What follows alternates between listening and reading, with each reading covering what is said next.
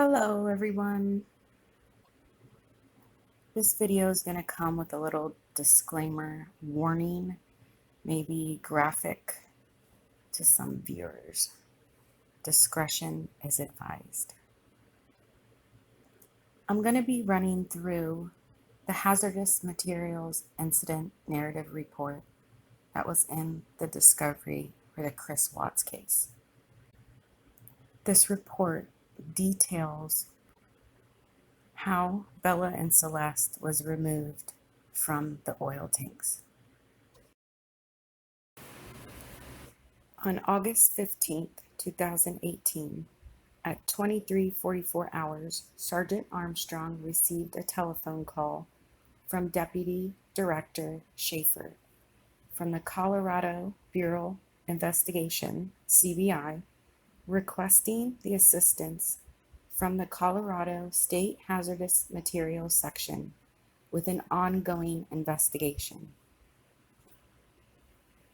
On August 16th, 2018,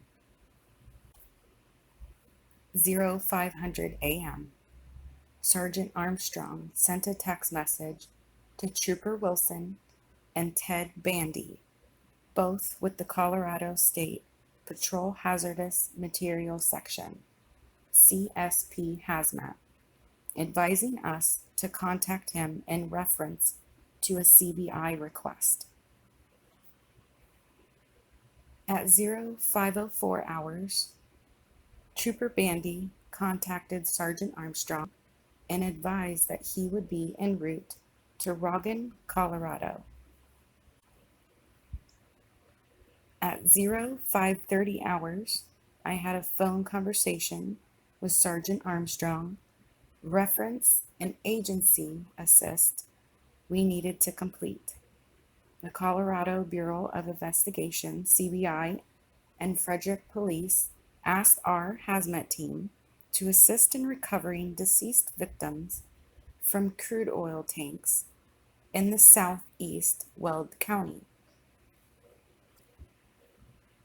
This stemmed from a case that Frederick Police were investigating where 3 members of a family were missing in their jurisdiction. Investigators had reason to believe that 2 of the missing persons were deceased and dumped into 2 400-barrel crude oil tanks on an Anadarko petroleum drill site. We were asked to meet CBI agents at 0730 hours on the north side of the Roggen exit on I-76. I responded to Roggen and met with Sergeant Armstrong and Trooper Ted Bandy at 0730 hours. At 07:53 a.m., Trooper Reeder with the Colorado State Patrol Hazardous Materials Section called Sergeant Armstrong, and it was decided that a 4th hazardous material technician would be needed.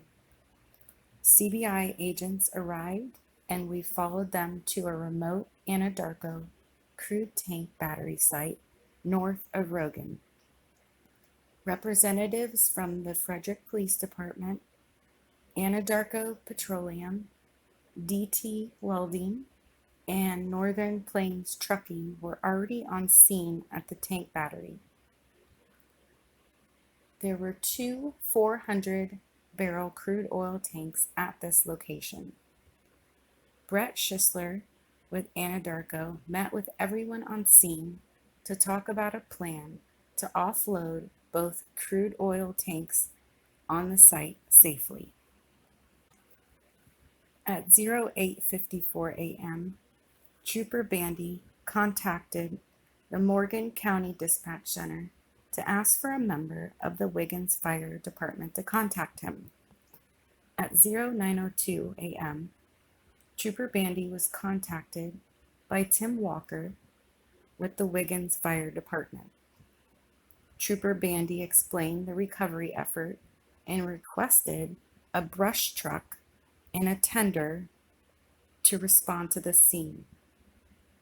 At 0936 a.m., Tim Walker called Trooper Bandy and stated that he had a brush truck and a tender headed to the Rogan to the staging area.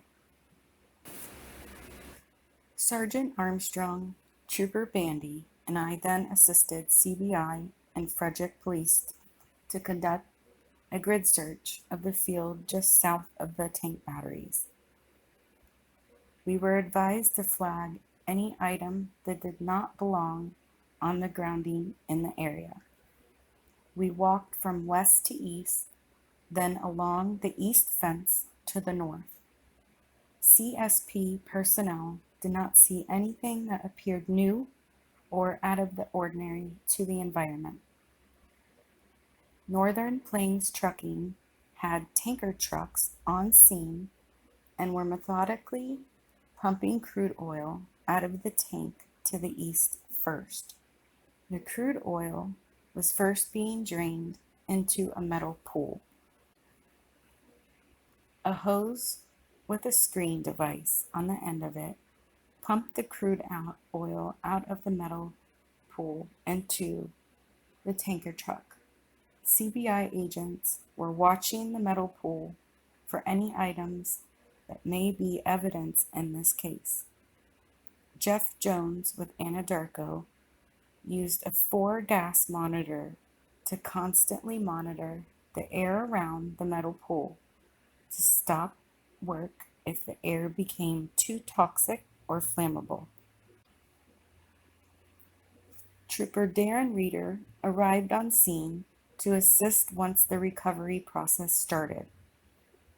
While the first crude tank was being offloaded, Trooper Bandy and Reeder and I put rope handles on 2 containment pools. We anticipated the bodies to be covered in crude oil and were going to use the pools to put each body in once recovered.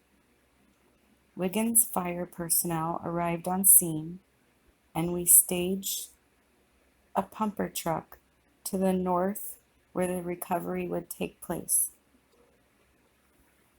The first tank was emptied enough to start opening the rear manway on the tank. DT welders workers took most of the 64 bolts off the tank door and continued to pump off what crude oil was seeping out bottom of the floor.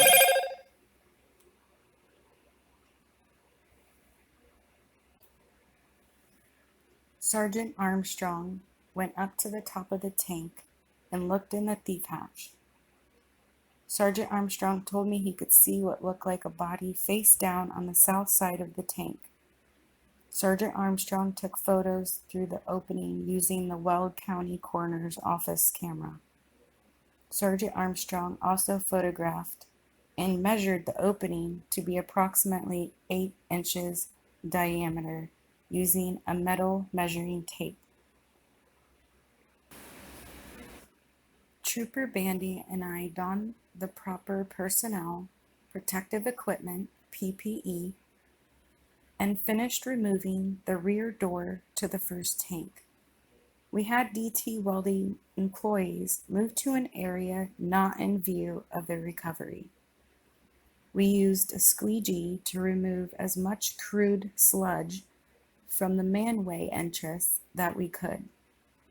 We then put 2 hydrocarbon booms in the entrance to the manway to help hold back the crude sludge so entry could be made. Brett Schisler provided a piece of plywood which was cut by fire personnel so we could kneel on it when entry was made. We then had a brief safety meeting to discuss the process of recovering the body. Trooper Reeder and I donned structural firefighting gear and readied our SCBA. We had 2 4-gas monitors with PID at the manway. Even with the thief hatch open and the manway off, the readings for lower explosive limit and volatile organic compounds were extremely elevated due to the confined space. We had Wiggins fire personnel charge a hose line and move closer to the manway entrance. Trooper Bandy and Sergeant Armstrong were posted at the hatch opening with a 4-gas monitor. We went on air at 15:41 hours and made entrance to the first tank at 15:42 hours. Trooper Reeder went in first, then me close behind. There was a body face down on the south side of the tank and the head facing west. It appeared to be a small female child. Trooper Reeder grasped the upper portion of her right arm to turn her over. Trooper Reeder then lifted her by both arms as I held her right leg. Trooper Reeder held her left arm and left leg as we moved the body towards the manway. Trooper Bandy grasped the left wrist and shoulder area as Sergeant Armstrong did the same on the right side. As the victim was passed through the manway, her left hand was degloved. Trooper Bandy and Sergeant Armstrong continued to support her body as she was placed in the containment pool. Sergeant Armstrong retrieved the removed skin that was from the left hand and gave it to one of the gloved Frederick police officers. Trooper Bandy and Sergeant Armstrong then moved the pool up to the dirt berm and put it on the table. Trooper Reeder and I walked around in approximately 4 inches of crude sludge and looked for anything else in the tank that may be evidence. We did not see anything in the sludge.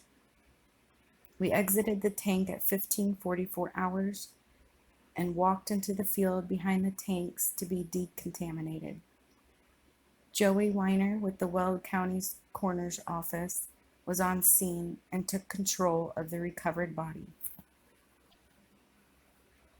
Wiggins fire personnel sprayed Trooper Reeder and I down to try to remove as much crude oil as possible from our PPE. We went off air at 15:46 hours. We then walked back over to our trucks and changed out of the PPE and back into lighter clothing to recover. Sergeant Armstrong continued to monitor the victim using a 4-gas monitor as the Weld County coroner and pathologist attempted to remove crude oil utilizing several oil absorbent pads. The first victim was then placed into a body bag and taken to the Weld County coroner's vehicle. The second tank to the west had less crude oil in it and was pumped off quicker than the first tank. Sergeant Armstrong went to the top of that tank, looked through the thief hatch. Sergeant Armstrong told me he could see another body that appeared to be face up on the south side of the tank. Sergeant Armstrong took additional photographs using the Weld County coroner's camera. Sergeant Armstrong also photographed and measured the opening to be approximately 8 inches in diameter, utilizing a metal measuring tape. DT welding employees also removed most of the bolts from the manway on the second tank, while Trooper Reeder and I, donning the same PPE, Trooper Bandy and Sergeant Armstrong finished removing the manway door on the second tank. Wiggins fire personnel again changed a hose line and moved closer to the second tank. Trooper Bandy and Sergeant Armstrong prepared the opening in the same manner as the first tank by placing a piece of plywood and 2 hydrocarbon booms by the opening. Sergeant Armstrong monitored the entranceway with 4-gas monitor. The levels were measuring about the same as the first tank. Trooper Reeder and I went on air at 17:53 hours and made entry into the tank at 17:54 hours. I went in first with Trooper Reeder close behind me. I walked over and could see a small child's body face up. I grabbed her right arm near the wrist area and moved her towards the manway. At this point, Trooper Reader was able to secure her left arm and left leg. Trooper Reader and I then passed the body through the manway. Trooper Bandy grasped the left wrist and shoulder area as Sergeant Armstrong did the same on the right side. As the victim was passed through the manway, Trooper Bandy and Sergeant continued to support her body as she was placed into a containment pool.